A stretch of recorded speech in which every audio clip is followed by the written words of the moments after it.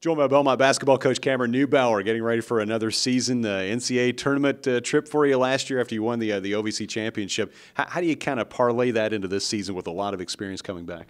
Well, you definitely celebrate the season you had last year and the accomplishments that we had. Just an incredible experience for our team to come together so well at the end of the year and play with such passion and enthusiasm. So now kind of piggyback off that and just find a way for us to challenge each other daily and just to be ready for a completely new journey, because this team this year we haven't accomplished anything. Yeah. And so it's kind of hard to turn the page and just know that the next chapter has begun, and we have to put that behind us while still appreciating it and celebrating it, but yet it's time to move on and try to build something special this year as well. Some coaches aren't always happy to have all 5 starters back. I got to think for you, though, you are pleased with that experience and you use that to your advantage. Yeah, I would much rather have that than starting from scratch.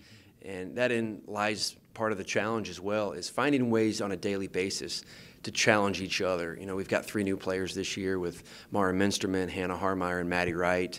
They've brought a tremendous amount of competitiveness to practice with their enthusiasm and just their effort on a daily basis. And so as a coaching staff, we've got to do some things to try to keep them sharp, because we do have so many people back. And sometimes you think maybe we're content or complacent off of what we did last year. And that's tough, because we got to keep them hungry. And once the games start, I don't think there'll be any problem doing that. But right now, preseason-wise with practice, just keeping us at a high level and creating new competitive ways during practice to keep us getting after each other. How do you create new ways of strategizing for games, new offensive sets or, whatever the case might be to, give teams new looks they haven't seen before?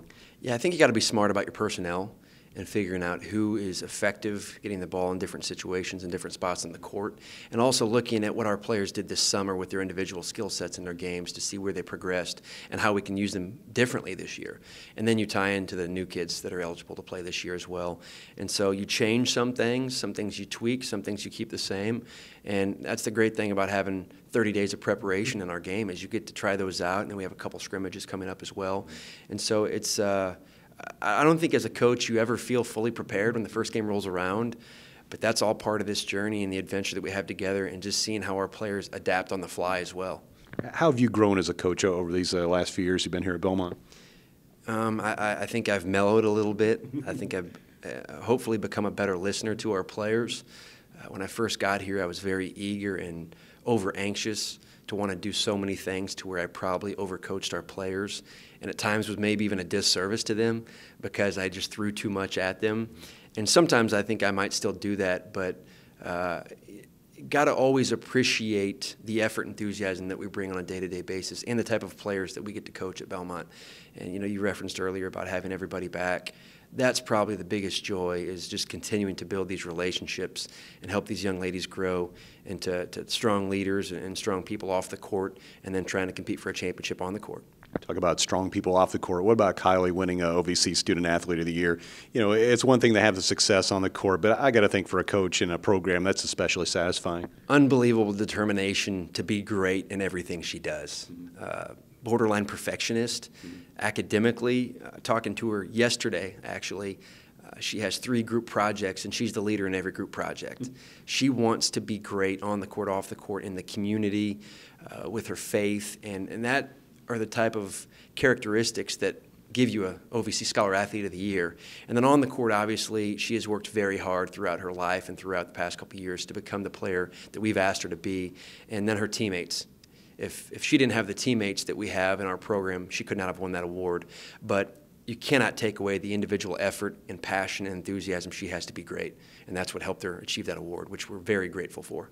You look at the OVC schedule down the road, that starts a couple months away. The pre-conference slate is difficult. You're going to put in some frequent flyer miles. I know trips out to California, to L.A., up north to Minnesota, going to make a couple trips to Alabama. You play at Louisville early in the season, so it's a loaded schedule, isn't it?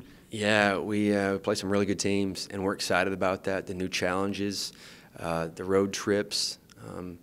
Like to use those as team building, but also show our players different parts of the country where maybe they don't otherwise get to go. Get to go to Los Angeles for Thanksgiving.